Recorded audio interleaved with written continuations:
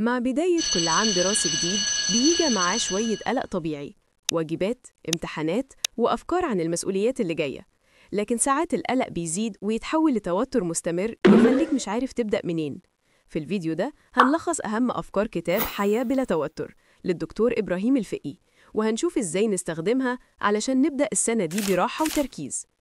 أول حاجة بيأكد عليها الكتاب إن التوتر مش بيجي من المواقف نفسها، لكن من الطريقة اللي بنفكر بيها فيها.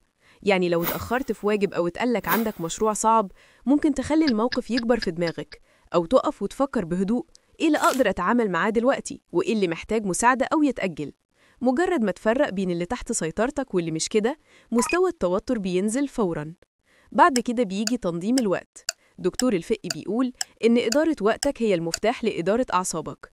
قبل ما تروح المدرسة أو الجامعة أو الشغل، أو حتى تبدأ يومك من البيت، اقعد 5 دقايق، اكتب أهم 3 أولويات لليوم. مش لازم تخلص كل حاجة مرة واحدة. اتعلم تقول لأ للحاجات اللي بتاخد وقتك من غير ما تضيف قيمة. لما يومك يكون واضح، ذهنك بيكون أهدى. والنقطة اللي كتير بنغفل عنها هي إن الجسم والعقل بيأثروا في بعض. لو جسمك متشنج أو تعبان، مخك هيفضل مشحون. خد نفس عميق كده 3 مرات قبل المذاكرة، أو امشي حوالين البيت 10 دقايق. حتى ابتسامة بسيطة ممكن تغير كيمياء مخك وتخليك أكتر هدوء. والكتاب بيطرح كمان عناصر بتكمل الصورة. راقب حوارك الداخلي.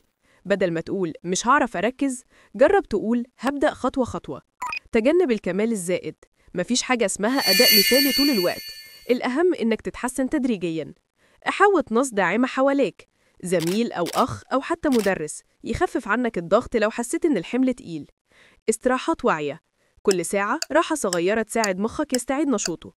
نوم منتظم وروتين بسيط للصباح. النوم الكافي بيقلل التوتر وبيزود تركيزك. لما تجمع بين كل النقاط دي، هتكتشف إنك تقدر تبدأ السنة الدراسية بطاقة هادية بدل دوامة القلق. جرب دلوقتي تاخد نفس عميق. حاسس براحة أكتر؟ شاركنا في التعليقات، إيه أكتر موقف بيزود توترك مع بداية الدراسة؟ وإيه أول خطوة بسيطة هتبدأ بيها علشان تخفف التوتر؟